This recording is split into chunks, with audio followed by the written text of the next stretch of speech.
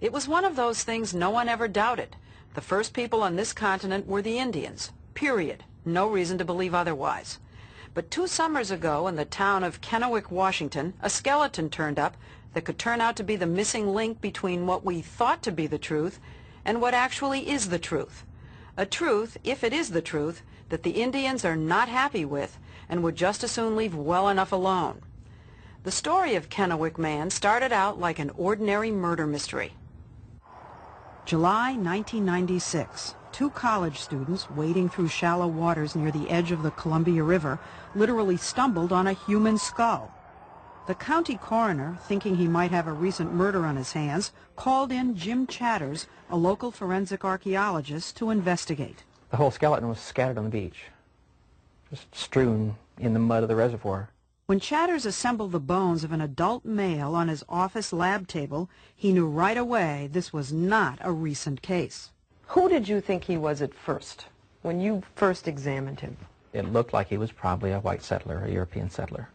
European settler what, in the 19th century? Late 19th, early 20th century, right. But that didn't make sense when Chatters then discovered what looked like a prehistoric stone spear point embedded in the skeleton's hip. So he sent a tiny piece of bone off for radiocarbon dating and got back the news of a lifetime.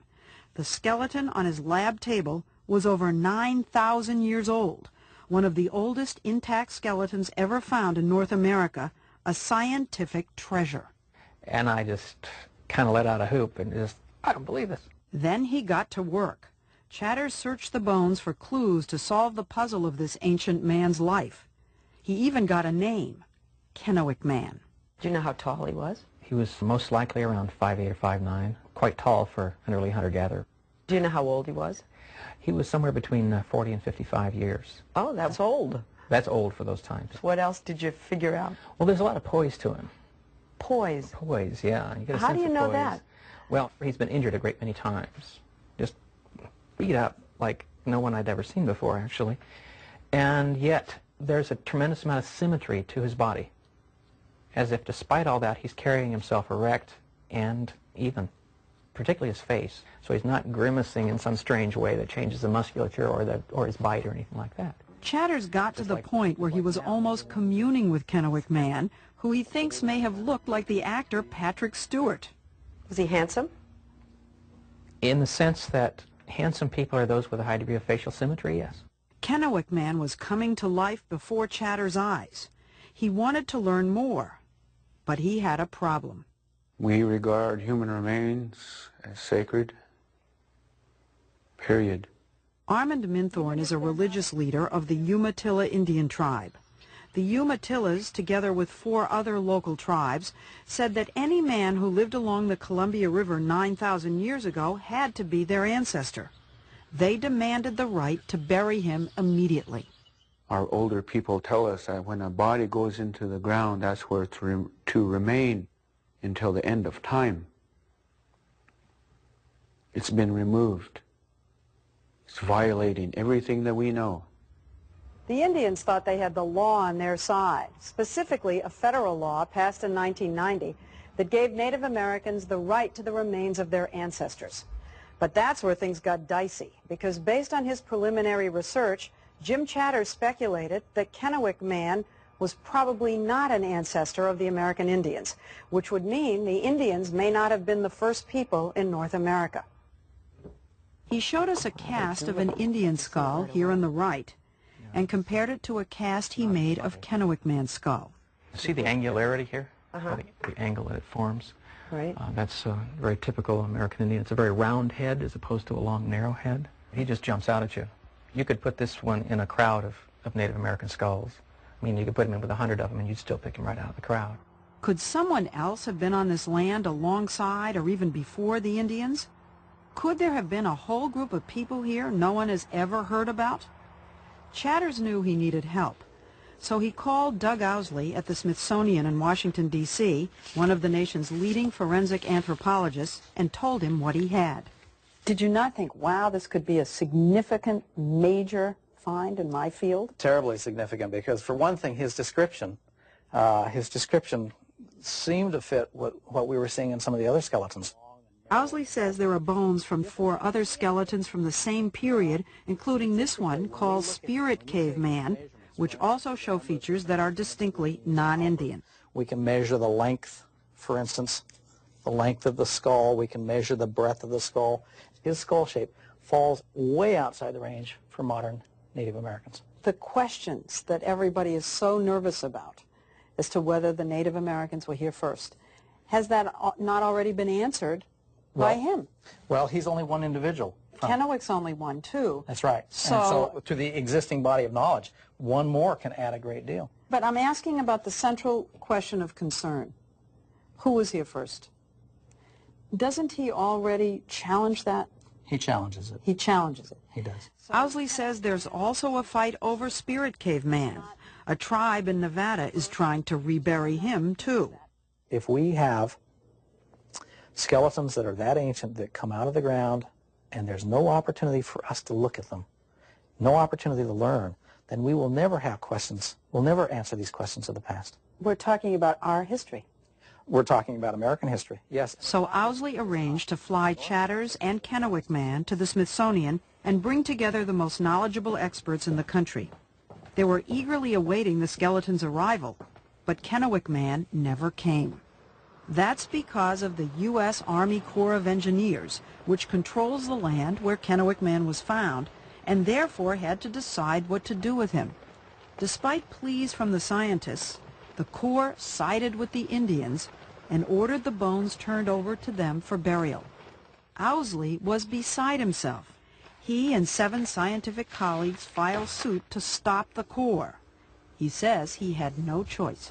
This could be as important as just really contributing to a whole different interpretation of the people in the Americas, or if they buried it, it could be, just as narrow as a grave. If you had not filed suit, are you quite confident that the Umatillas would have buried Kennewick Man in a secret grave and that would have been the end of it? That would have happened. It would have been done by now.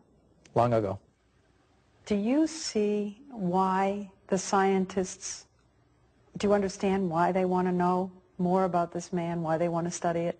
That they want to know everything there is to know about someone who lived 9,000 years ago that bones can tell? No. You don't even see what the curiosity is. No. That's because, as he told a congressional hearing about all this, he doesn't need scientists who've dug up, studied, and he says desecrated his people's remains for 2 centuries to tell him about the past. We know what happened 10,000 years ago.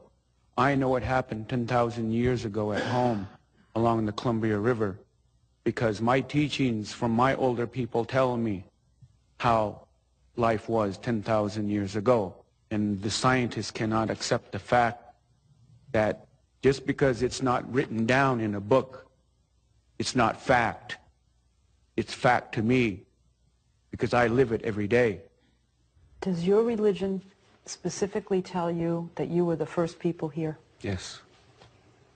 So anything that challenges that challenges your religion? Yes. It's religion, it's faith, so Yes. science doesn't matter to them.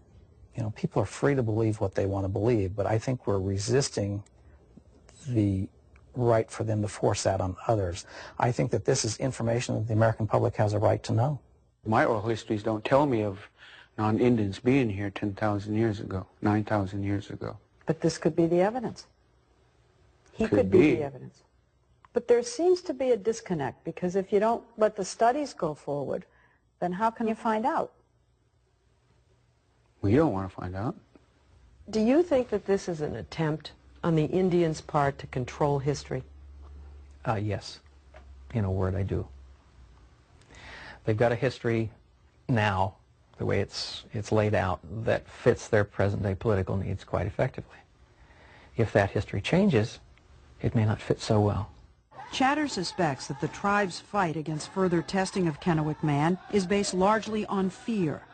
Fear that if someone else was here before they were, their status as sovereign nations and all that comes with it, treaty rights and lucrative casinos like this one on the Umatilla Reservation, could be at risk. The Indians say that's nonsense. Meanwhile, the scientists' court case resulted in a moratorium. The judge ordered the skeleton locked up in a vault away from both the scientists and the Indians. And he scolded the Corps of Engineers for making, quote, a hasty decision before they had all the facts. And he ordered them to start their decision-making process all over again. Yet even after that, the Corps of Engineers made another inflammatory decision to cover up the spot along the river where Kennewick Man was found. The scientists wanted to analyze the layers of dirt and see if any other bones or other artifacts were still there. But after allowing scientists just 5 days of preliminary study under very tight supervision, the Corps announced it had to cover over the area right away to protect it from erosion, which is exactly what the Indians wanted. And that infuriated Doc Hastings, who represents the Kennewick District in the U.S. Congress. I can't tell you what their motivations were, but this is evidence that they bungled it. Hastings wrote legislation that both houses of Congress passed, telling the Corps of Engineers explicitly not to touch the area. I'm going to read language from the bill, your bill, that passed, and it's the same language in both houses. The Secretary of the Army shall not authorize, permit, or undertake any activity to stabilize, cover, or permanently alter the site where the Kennewick Man remains were discovered. You cannot make a clearer statement. I didn't think we could either. But to Hastings' disbelief, the Corps defied the will of Congress.